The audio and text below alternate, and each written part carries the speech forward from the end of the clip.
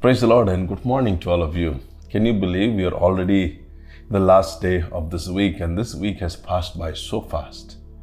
But the goodness of God has carried us every single day, and we are so thankful to the Lord for His mercies and His goodness over our life. Come on, let's read the Word of God. 2 Thessalonians chapter 2, verse 7. For the secret power of lawlessness is already at work, but the one who now holds it back will continue to do so till he is taken out of the way. Now, today we are going to look at a very important but a simple aspect from the scripture, and that is trying to understand lawlessness. In the previous verses, we saw that this chapter speaks about the man of lawlessness. Some of the interpretation says the man of sin, referring to the Antichrist. Now we need to understand what is the big deal about lawlessness.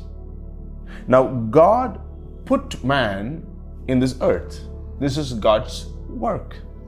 He created them male and female, and He created the Garden of Eden for man to live. In fact, God prepared a home in Garden of Eden before He created man, and that is how much man has been so taught by God before he was created into being into this world. Because many times we think as though everything is an accident and that God is no way involved in what is happening with our lives. Do you know, my dear brothers and sisters, wherever you are born, whichever family to which you are born, is all divine plan and the purposes of God. God knew that your parents, your father and your mother, carried the right DNA to create you to be the person you are in the face of this earth. Now God put man on earth. Man is trying to put man on moon and other planets. Now can you see the correlation? Whatever God did, man is trying to do and say, what is big deal? That is the work of lawlessness. A man of lawlessness is a man who says, I have no law above me. An Antichrist, who is referred to here as a lawlessness or a man of lawlessness, will say there is no law above the law that he is going to make, in which place he is going to put himself in the place of God, because God is the lawgiver, He is the lawmaker, because He is the creator of the universe. It makes sense for God to give us a laws to live. Even though as children of God, we don't want to live by the standards of God, even though we are living in His earth, eating His provision and living by His mercy and grace. How funny is that?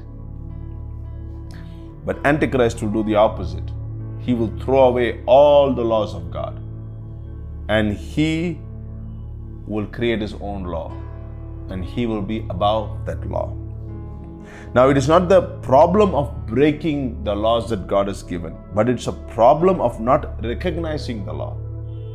There is one thing when you fall into sin, but it is another thing when you don't realize it is sinful.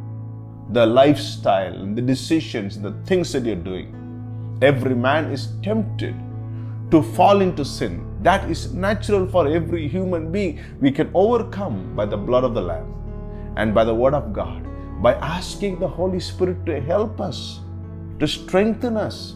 He gives us strength in our weaknesses. It is one thing to struggle and battle over sin, but it is another thing to live in sin but don't even recognize that it is sinful. We are living in the time and season of lawlessness.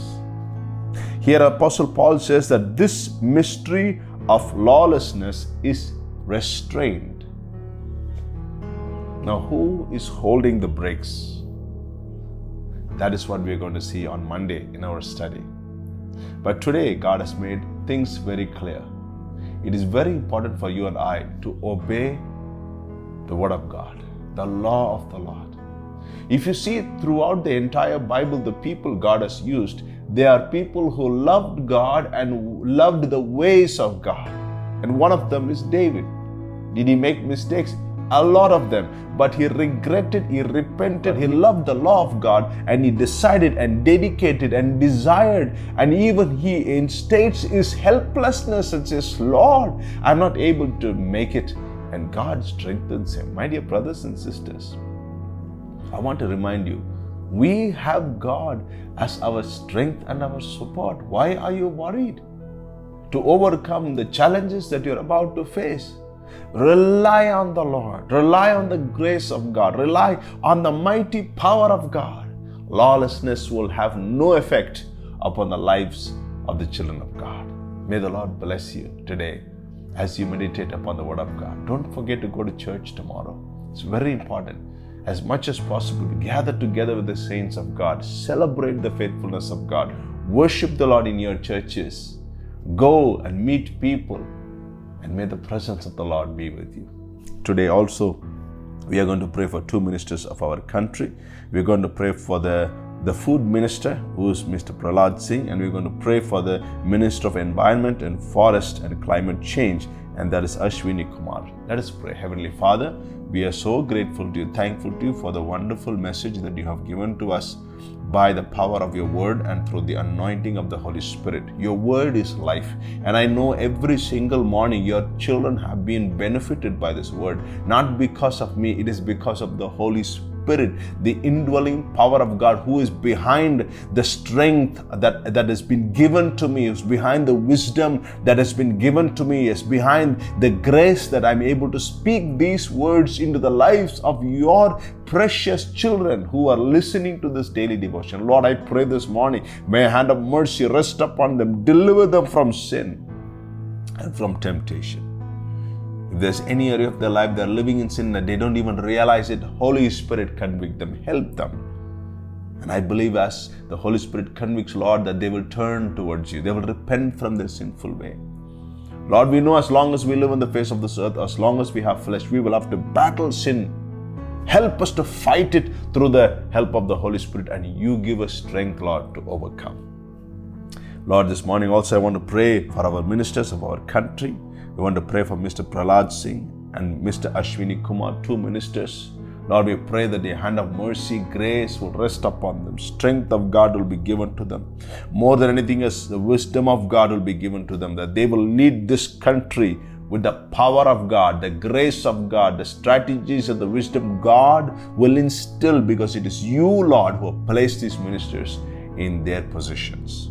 So we pray the hand of mercy will rest upon them. Bless our country, India, and bless anybody who's watching this daily devotion. I know people are watching from Australia. Bless Australia. Bless the United States. Lord, I know people watching from Dubai. Bless Dubai. Lord, we want to pray for those who are watching us from Malaysia. Bless Malaysia, Singapore. We want to bless that nation. We want to bless the nations of the world, from whichever country, from Switzerland, people are watching. I want to bless them in your name. Father, I pray that the grace of God will continue to rest upon your people. Even if they're watching from Sri Lanka, bless them. Anybody from any part of the country, bless them and their countries, that your favor will rest upon your people. Bless those who are celebrating the birthdays today, Lord. May your favor, mercy, and grace rest upon them today and tomorrow. That whoever is celebrating the birthday, I pray for a special grace of God over their life. Bless as your children will go to church. Take away laziness out of your people. Lord, let them get out of their bed Sunday morning, get themselves ready. Let them not give any excuse tomorrow to go to church. Father, in the name of Jesus, I speak that there will be strong determination in the Holy Spirit. You would help them to get up on time, get ready, and to be in church to worship the Lord in spirit and in truth. We give you glory and praise. In Jesus' name we pray, and all God's people said, Amen and amen. God bless you, friends. See you again Monday morning. Until then, goodbye.